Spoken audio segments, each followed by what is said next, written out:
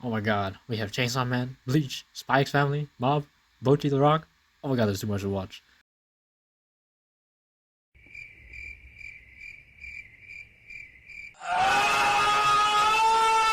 As one of the most stacked seasons in anime history in fall 2022, the expectations of the season's anime was really high. There's so much anime to watch this season. The standard of anime just has increased within the past year, and absolutely it lives up to its expectations. I wanted to talk about fall 2022 originally, but the sheer amount of anime that I have watched this season is probably the most I've ever had. A while ago, I would watch about 3 to 4 airing anime, then save some for later in the year, which causes me to actually not watch that much anime. However, this season, I watched 10 new airing anime along with sequels. That's a lot to watch within the week for someone like me who's very busy, and I haven't even talked about the things I haven't watched yet from the season. Winter 2023 absolutely has changed the way I watch anime, even if it might not be that well. I'm gonna go over a few shows that I want to talk about, but first I need to talk about the shows that I most likely won't have time for.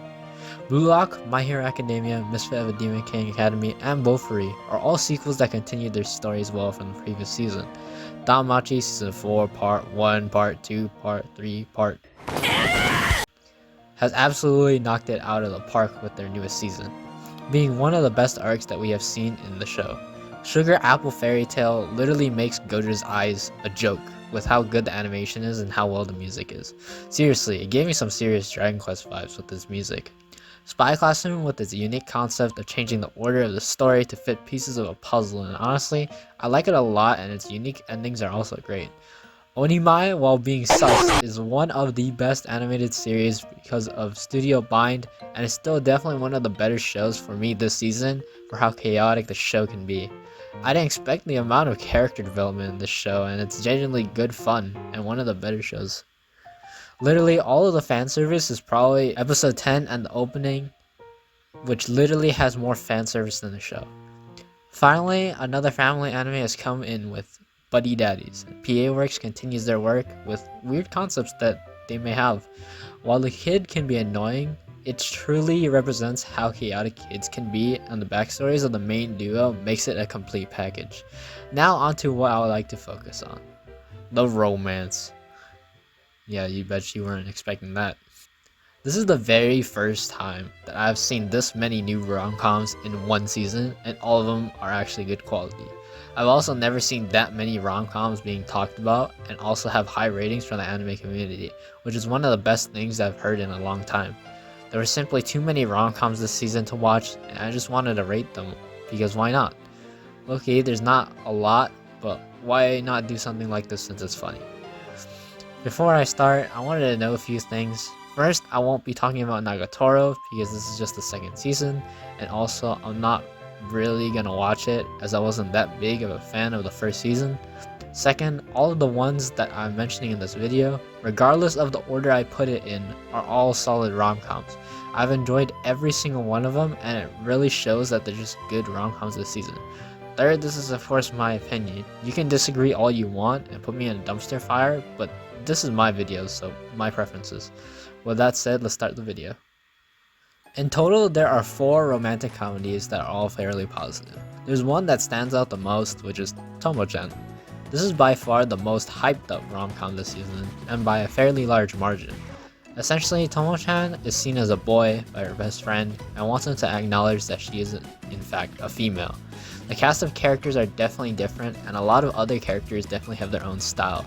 We also realize that this isn't just a problem for the main duo, but for other characters as well, which kind of feels like a duo situation. Very fun to watch, and definitely can get people to laugh and smile. Everyone was pretty hyped up for this tomboy anime, and it's a unique concept that we haven't seen in a while, or maybe ever. There's some funny moments in the show, but other than the twist that they're bros, it's a solid rom-com that's seen by a lot of people this season.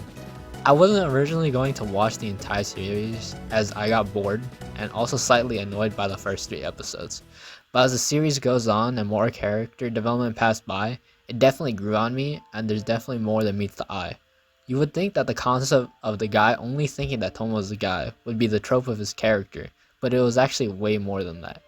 Carol and Misuzu, who I thought were pretty annoying at first, are actually great characters and serve more than just side characters to the main duo. They have their own relationships despite what may seem like a one-dimensional character.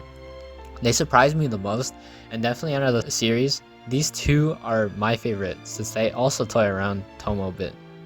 Great show to watch if you want something that diverges from a normal rom-com. This next one, I'm genuinely surprised that this show is actually not the least popular of the four.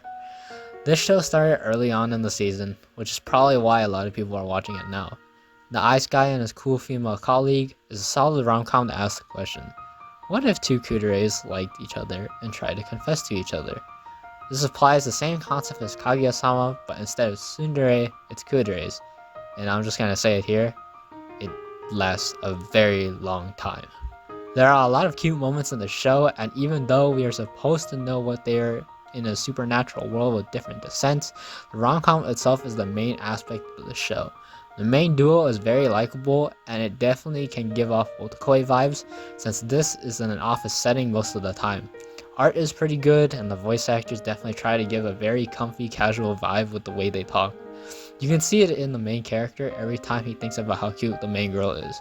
However, out of the four rom-com shows, I definitely think this is the weakest one, considering that as the show goes on, it kind of feels dragged in a way, and it's definitely really slow. Solid show though, and definitely pick it up if you're into kudereis, or simply want a romance anime that isn't in a school setting. This next show is probably going to be first for a lot of people. The Angel Next Door Spoils Me Rotten is by far the most liked out of the four shows, and for a good reason. The main girl, Shino, one day finds out that the main guy, Amane, just doesn't clean up his room, or at all his entire apartment. I'm just saying, half of the weebs here, you guys probably don't clean your rooms. From that day, Shino just decides to cook for him, and also clean the apartment. This entire show has no fan service whatsoever, and it's just pure wholesome vibes. However, there is one thing that we just don't really see too much of rom-coms, which is entire backstories. Shino is an angel, but what is she in reality? What things does she want or not have because she's an angel? A lot of these questions are answered as the series goes on, mostly hinted by her reactions to Amane's questions. This is by far the most wholesome to many, and I definitely agree that this is a really good rom-com this season. One thing that does bother me is that some of the light novel panels look gorgeous, but the anime just didn't really deliver them or translate them well. Okay, so this is an edit because the script was made a while ago, but as the series went on, it got worse. The light novel version definitely had better art and design for sure, but Project Number 9 typically does butcher a lot of content in light novels, so I'll honestly take what I can get. But that's just me trying to find one thing to maybe think the show is okay, but this show is generally one of the better rom-coms this season. Winter 2023 was probably one of the best seasons that I could personally ask for.